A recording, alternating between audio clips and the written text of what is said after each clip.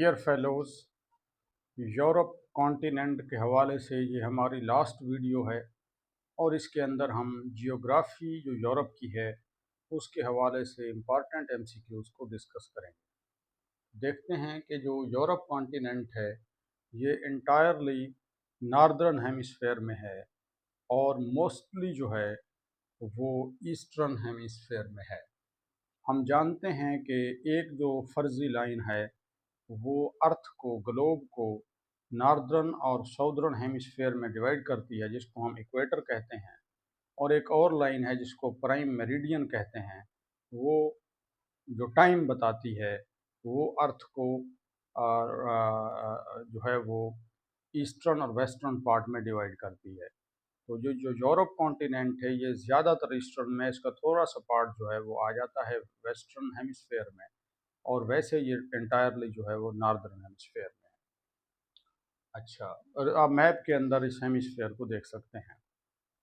फिर हम देखते हैं कि कंट्रीज़ के हिसाब से ये थर्ड लार्जेस्ट जो है वो कंट्री है, कॉन्टिनेंट है बाई पॉपुलेशन। पॉपुलेशन के हिसाब से याद रखें ये थर्ड जो है वो लार्जेस्ट कॉन्टिनेंट है। और अगर हम देखें कंट्रीज़ के हिसाब से तो इसके अंदर 44 कंट्रीज़ हैं, जबकि अफ्रीका के अंदर 54 हैं, जिसके अंदर सबसे ज़्यादा जिस कॉन्टिनेंट के अंदर कंट्रीज़ हैं वो अफ्रीका है। और उसके बाद 48 एशिया के अंदर हैं जो हमारा कॉन्टिनेंट है, और तीसरे नंबर पर 44 जो है वो अफ्रीका के अंदर है।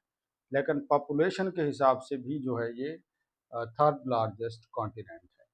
अब हम देखते हैं कि ये ज़मीन का जो अर्थ का जो है 2% हिस्से के ऊपर यूरोप कॉन्टिनेंट है, लेकिन ओवरऑल जो हमारी ज़मीन है, लैंड मास है, उसके 6.8% हिस्से के ऊपर मौजूद है। जबकि अगर हम एशिया की बात करें तो सबसे बड़ा कॉन्टिनेंट है, ये 8.7% ज़मीन खुश्की के हिस्से पर वाक़ है, और 30% ओवरऑल जो अर्थ है उसका हिस्सा इसने घेरा हुआ है।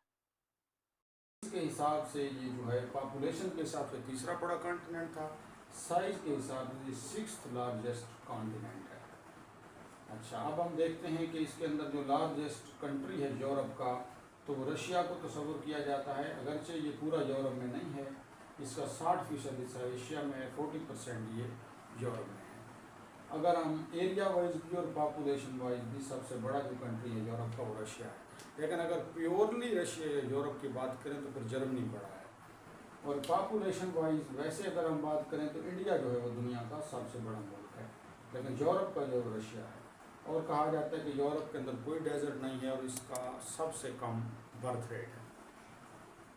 अब हम जो है वो माउंटेन की बात करें तो आल्प्स माउंटेन्स हैं जो यूरोप के दरमियान में वाक़ हैं।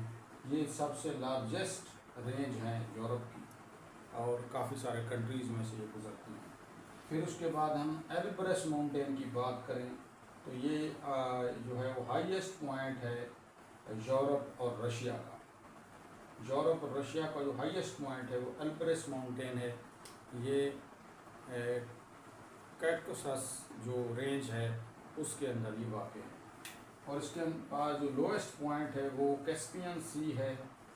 ये यूरोप के एंड वाला है, कज़ाकिस्तान और ये सेंट्रल एशियन स्टेट्स के दरमियान है, क्योंकि इस कैस्पियन सी और ब्लैक सी के दरमियान का जो इलाका है वहाँ पर ये एल्ब्रस माउंटेन वाक़ हैं, और ये लोएस्ट पॉइंट जो है वो कैस्पियन सी है। इसी तरह आप हम रीन रिवर की बात करें तो ये जो है वो स्विट्ज़रलैंड में आल्प्स माउंटेन जो हमने पहले डिस्कस किए हैं, लार्जेस्ट माउंटेन्स, वहाँ से निकलता है, और फिर नॉर्दर्न सी जो है बेरेंट्स सी के नीचे नीदरलैंड के साथ जो है ये जाके निकलता है। और जो बेरेंट्स सी है ये रशिया के ऊपर, और फिर नॉर्वे, स्वीडन और फिनलैंड जो हमने पीछे कंट्रीज़ पढ़े थे जो है वो ऊपर वाले यूरोप के, उनके नाम भी थे मेरे जहन से उतर गए, तो वो जो हैं डेनमार्क वगैरह, स्विट्ज़रलैंड और जो है नॉर्वे, स्वीडन और डेनमार्क वगैरह, तो ये उनके साथ ऊपर वाक़ है। और इसके बाद रेड सी की बात करें तो यह रेड सी जो हम जानते हैं कि अफ्रीका और एशिया को डिवाइड करता है, اور اس کا ریڈ کلر جو ہے وہ سینو بیکٹیریا کی وجہ سے ہوتا ہے، سیانو بیکٹیریا۔ اور اسی طرح ایک اور بلیک سی ہے، ہم جانتے ہیں کہ یہ ترکی سے اوپر ہے اور یورپ سے نیچے ہے، ایسٹرن یورپ والی سائڈ پہ، تو اس کو بلیک سی کیوں کہتے ہیں؟ کیونکہ یہاں پہ بہت زیادہ طوفان آتے ہیں اور پانی بھی کافی گہرا ہوتا ہے۔ اور یلو سی جو ہے یہ چائنا اور کورین پیننسولا کے درمیان ہے۔ یلو جو ہے یہاں پہ آگے، یلو ریور جو ہے یہاں پر آ کے گرتا ہے اور یہاں پر جو ہے وہ یہ اس کا یلو کلر ہوتا ہے، سلٹ کی وجہ سے جو پانی آتا ہے اس کا کلر بھی یلو ہوتا ہے، اس کے اندر یہ چکنی مٹی جو ہے وہ ملی ہوئی ہوتی ہے۔ ایک اور جو ہے وہ ہے، تو ویسے جی ایس پی لفظ جو ہے یہ انٹرنیشنل ٹریڈ کا ورڈ ہے، لیکن ایم سی کیو کے حوالے سے دیکھ لیتے ہیں کہ یہ ہے جنرلائزڈ سسٹم آف پریفرنس۔ یہ جی پی ایس سسٹم نہیں ہے، جنرل گلوبل پوزیشننگ سسٹم، یہ ہے جی S P, generalised system of preferences.